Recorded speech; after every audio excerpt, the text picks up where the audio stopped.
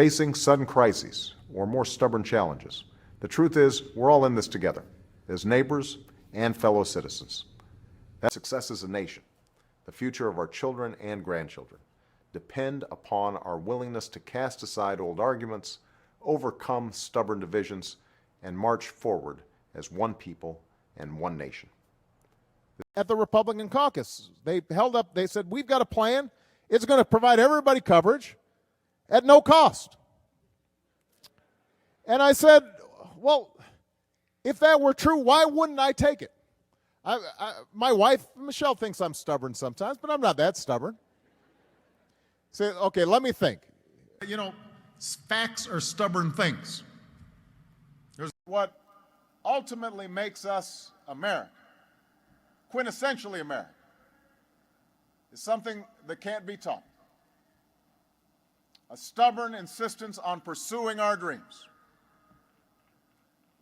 Well, you know, she was stubborn, so she went to college anyway. All of which perpetuates stubborn barriers in agriculture, in the agricultural sector, from the bottlenecks in infrastructure that prevent food from getting to market to the lack of credit, especially for small farmers, most of whom are women. Some of these folks in Congress are a little stubborn. His brother Richard had another word for him. Stubborn. We just have to break through the stubborn cycle of crisis politics and start working together. Mandela was right that he inherited a proud rebelliousness, a stubborn sense of fairness from his father. And the hardest thing in politics is to change a stubborn status quo. I tell you, Milwaukee, the hardest thing in life is changing a stubborn status quo.